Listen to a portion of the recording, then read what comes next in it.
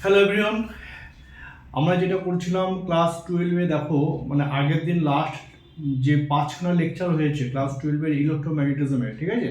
সেখানে দেখবে আমরা লাস্ট যেটা করেছিলাম তোমার হচ্ছে একটা চোঙ আছে, তার চোঙের ভেতরে এবং বাইরে তোমার অ্যাম্পিয়ারের সূত্র প্রয়োগ করে কি অ্যাপ্লাই করেছিলাম, আমরা ম্যাগনেটিক ফিল্ড বার করেছিলাম। আজকে যেটা করবো দেখো, একটা সলিনয়েড রয়েছে, হ্যাঁ, তাহলে একটা সলিনয়েডের জন্য যদি সলিনয়েডের মধ্যে দিয়ে আয় প্রবাহ যায়, মানে কারেন্ট আই হয়, তাহলে তাহলে সেই ক্ষেত্রে চৌম্বক ক্ষেত্র কত হবে সেটা তোমাকে বার করতে হবে। তার আগে দেখে নাও যে সলিনয়েড জিনিসটা কি। দেখ, ভালো করে দেখো না, সলিনয়েড জিনিসটা ধরো এটা একটা চোঙের মতো, তো এটা একটা চোঙের মতো দেখতে, তাই তো? এবার এই চোঙের গায়ে তুমি কি করলে, একটা তামার তারকে, অন্তরিত একটা তামার তারকে তুমি কি করলে, এইভাবে জ্বলাচ্ছ, এইভাবে, ঠিক আছে? এইভাবে জ্বলাচ্ছ। তাহলে এই যে জ্বলাচ্ছ, তাহলে এই একটা পাক, এই একটা পাক, দেখো প্রত্যেকটা পাক, দেখো প্রত্যেকটা পাক কি, দেখো এই যে অক্ষ, এই যে এই পাকের সঙ্গে এটা কি অক্ষ, এটা চোঙের অক্ষ, তাহলে এই অক্ষের সাথে কি থাকবে, লম্ব থাকবে প্রত্যেকটা পাক। এবার তারটাকে জড়ানোর পর কি করলাম, আমি এইটাকে খুলে নিলাম, তাই তো? এটাকে খুলে নিলাম, খুলে নেওয়ার পর কেমন দেখাবে, নিশ্চয়ই এরকমই দেখাবে, তাই তো? এরকমই দেখাবে। তাহলে সেটাকে আমরা কি বলবো, সলিনয়েড বলবো। তাহলে এই সলিনয়েডের জন্য আমাকে কি করতে হবে, চৌম্বক ক্ষেত্র নির্ণয় করতে হবে। কারেন্ট কত আছে দেখো, কারেন্ট যাচ্ছে ক্যাপিটাল আই, এটা যাচ্ছে, কারেন্ট কত, ক্যাপিটাল আই। তাহলে ধরলাম কি, সলিনয়েডের দৈর্ঘ্য হচ্ছে লেন্থ এল, দেখো এই যে সলিনয়েডের দৈর্ঘ্য কত, লেন্থ হচ্ছে এল, এইটা। আচ্ছা, পাক সংখ্যা কত, দেখো পাক সংখ্যা ক্যাপিটাল এন, পাক সংখ্যা বলেছে কত, ক্যাপিটাল এন। প্রবাহ মাত্রা কত, প্রবাহ মাত্রা হচ্ছে ক্যাপিটাল আই, এইটা বলতে যাচ্ছে। তাহলে বলো যে এল দৈর্ঘ্যে, এই যে লেন্থ এল, তো তাহলে এই এল দৈর্ঘ্যে পাক সংখ্যা কত, পাক সংখ্যা ক্যাপিটাল এন, এটা দেওয়া আছে। তাহলে আমরা বলতে পারি কি, তাহলে এল দৈর্ঘ্যে, তাহলে এল দৈর্ঘ্যে পাক সংখ্যা, তাহলে পাক সংখ্যা কত হচ্ছে, ক্যাপিটাল এন। তাহলে একক দৈর্ঘ্য কত হবে, অতএব একক দৈর্ঘ্যে, তাহলে একক দৈর্ঘ্যে পাক সংখ্যা কত হবে, capital N by capital L. এই যে একক দৈর্ঘ্যে, ইউনিটের মেথড, ঐকিক মেথড। তাহলে এটাকে আমরা কি বলবো, স্মল এন বলছি। তাহলে স্মল এনটা কি, তাহলে স্মল এন হচ্ছে সলিনয়েডের একক দৈর্ঘ্যের পাক সংখ্যা। এইটুকু আমরা হিসাব করলাম।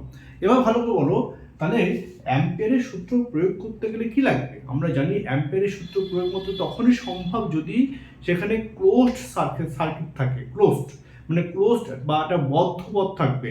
তাহলে এখানে তো বদ্ধ পথ নেই, কারেন্ট তো এইভাবে যাচ্ছে, তাহলে এইটা কারেন্ট যাচ্ছে, তাহলে বদ্ধ পথ কোথায়, বদ্ধ পথ তো নেই, তাই তো? এখন দেখাচ্ছি, ধরো আমি আগে এরকম একটা নিয়েছিলাম, একটা বদ্ধ পথ নিয়েছিলাম, দেখো এইভাবে কারেন্ট যাচ্ছে, তাই তো? তাহলে এই বদ্ধ পথের মধ্যে কি কারেন্ট আছে, এইভাবে আছে, তাহলে এখানে নেই। তাহলে কি করব, আমরা একটা বদ্ধপথ কল্পনা করবো। কিরকম বদ্ধপথ নেবো, একটা রেক্টাঙ্গুলার, একটা আয়তকার, একটা কি নেবো, একটা আয়তকার একটা বদ্ধপথ কল্পনা করা হলো। দেখো এইটা একটা আয়তকার, একটা কি করলাম, একটা বদ্ধপথ কল্পনা করলাম, নাম দিলাম, ধরো এটা এ বিন্দু, এটা কত বি, এটা সি, এটা হচ্ছে ডি। তাহলে কি করলাম, তাহলে এ বি সি ডি একটা আয়তকার বদ্ধপথ কল্পনা করা হলো। তাহলে লিখছি যে এ বি সি ডি আয়তকার, ঠিক আছে, আয়তকার বদ্ধপথ, বদ্ধপথ কল্পনা করা হলো, যাকে কি বলে, যাকে অ্যাম্পিয়ারের লুপ বলা হয়, যা অ্যাম্পিয়ারের লুপ নামে পরিচিত, ঠিক আছে? এটা লিখতে হবে, যা অ্যাম্পিয়ারের লুপ, যাকে কি বলা হয়, অ্যাম্পিয়ারের লুপ বলা হয়। এবার আমাকে অ্যাম্পিয়ারের সূত্র প্রয়োগ করতে হবে। তাহলে অ্যাম্পিয়ারের বদ্ধপথের সূত্র অনুযায়ী, অতএব অ্যাম্পিয়ারের সার্কিটারি ল, ঠিক আছে? তাহলে অ্যাম্পিয়ারের বদ্ধপথের সূত্র অনুযায়ী, তাহলে বদ্ধ পথের সূত্র প্রয়োগ করে পাই কি ছিল, দেখো ক্লোজড ইন্টিগ্রেশন ছিল না, ডি ভেক্টর ডট কি ছিল, ডিএল ভেক্টর সমান কি ছিল, মিউ নট ইনটু আই, এটা ছিল অ্যাম্পিয়ারের বদ্ধপথ সূত্র, রাইট? তাহলে এও ভালো করে লক্ষ্য করবে, আমি কি করলাম, এই যে একটা এ ডি এই পথটা, তাহলে এইখানে একটা ছোট্ট একটা দৈর্ঘ্য নিলাম ডিএল, এইদিকে, তাই তো? তাহলে এই ডিএল এর ডাইরেকশন কোন দিকে, দেখো ডিএল এর ডাইরেকশন এইদিকে, ডিএল এর ডাইরেকশন হচ্ছে, এবার হাত লাগাও, তাহলে এই ডিএল অংশের জন্য ম্যাগনেটিক ফিল্ড কোন দিকে বার করতে হবে, দেখো কারেন্ট কি হয়ে যাচ্ছে, দেখো কারেন্ট যাচ্ছে এইভাবে, দেখো এইভাবে, দেখো লক্ষ্য করো, কারেন্ট যাচ্ছে প্রত্যেকটা এইভাবে, তাহলে এইভাবে কারেন্ট যাচ্ছে, তাহলে এরকম কারেন্ট যাচ্ছে, দেখো তাহলে এরকম যদি কারেন্ট যায় বা এরকম যদি কারেন্ট যায়, তাই তো?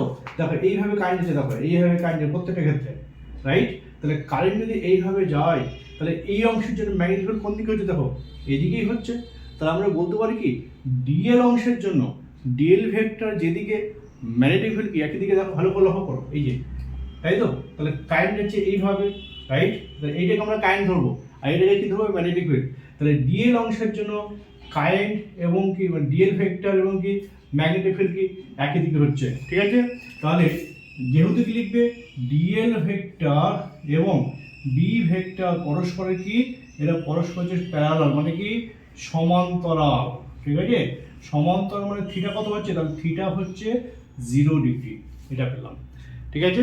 তাহলে এবার দেখো এই যে এই ক্লোজ পথ থেকে, তাহলে এই ক্লোজ পথটাকে আমরা এই বলতে পারি কি, দেখো তো তাহলে ক্লোজ পথ হচ্ছে, দেখো ভালো করে লক্ষ্য করে এখান থেকে যে ইন্টিগ্রেশন, দেখো এ থেকে বি, তাহলে এ থেকে বি, তাহলে বি ভেক্টর ডট কি ডিএল ভেক্টর প্লাস বি থেকে সি, তাহলে বি থেকে সি কি পেলাম B vector dot dl vector plus দেখো সি থেকে ডি, তাই তো?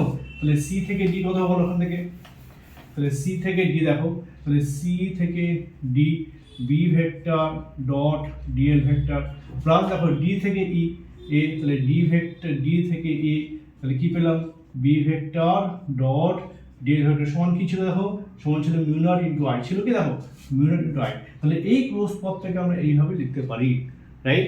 তাহলে বলো এই অংশের জন্য এই যে এ ডি পাতের জন্য বা ডি এ পাতের জন্য ম্যাগনেটিক ফিল্ড আর ডিএল কি একই দিকে, তাহলে এইখানে কি দেখো বি ডট ডিএল মানে কি B dl cos theta, cos theta, তাহলে কস থিটা কত 0 ডিগ্রি, তাহলে এটাকে আমরা কি লিখবে দেখো, তাহলে ইন্টিগ্রেশন এ টু বি, তাহলে B into dl plus B থেকে সি, দেখো তাহলে বি থেকে সি এইদিকে, বি থেকে সি মানে এইদিকে, তাই তো? তাহলে বি থেকে সি এটা কি, এটা এই ক্লোজ পথের মধ্যে আছে কি, এই কারেন্টটা কি ক্লোজ পথের মধ্যে আছে কি নেই, তাই তো? তাহলে এই জন্য কি হবে, এটার জন্য কারেন্ট নেই মানে কি 0। তাহলে এই পার্টটা দেখো বি থেকে সি, তাহলে বি থেকে সি মানে এই পার্টটা, এটা কত হলো 0 হয়ে গেল, তাহলে এখানে 0 বসিয়ে দিলে প্লাস সি থেকে ডি, দেখো তাহলে সি থেকে ডি মানে এইখানে, তাই তো? কারেন্ট যাচ্ছে কি হবে, দেখো কারেন্ট যাচ্ছে এইভাবে, ডিএল কোন দিকে, তাহলে এল কোন দিকে এইদিকে, তাই তো? তাহলে এল এদিকে, এল এদিকে, আর এই কারেন্টের ফিল্ড কোন দিকে এইদিকে, তাই তো?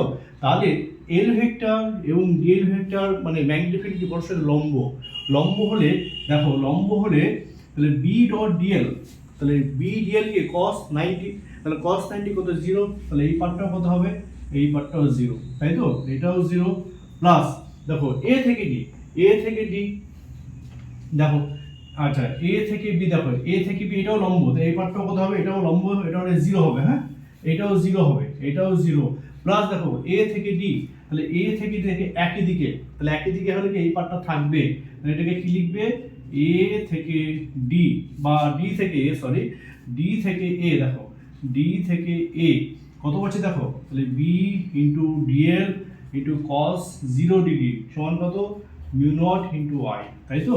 তাহলে অর তাহলে ডি থেকে এ বিটা বাইরে চলে আসলো, cos 0 কত 1, তাহলে ডিএল ইকুয়াল টু কত mu naught into I, right? এবার দেখো ডিএল এর ইন্টিগ্রেশন কি হবে এল, তাহলে এল বলতে কত ডি থেকে এ, এই টোটাল লেন্থটা কত ক্যাপিটাল এল, তাহলে এখানে কি বসাবে, তাহলে বসাবে বি ইন্টু ক্যাপিটাল এল সমান কত মিউ নট ইন্টু আই।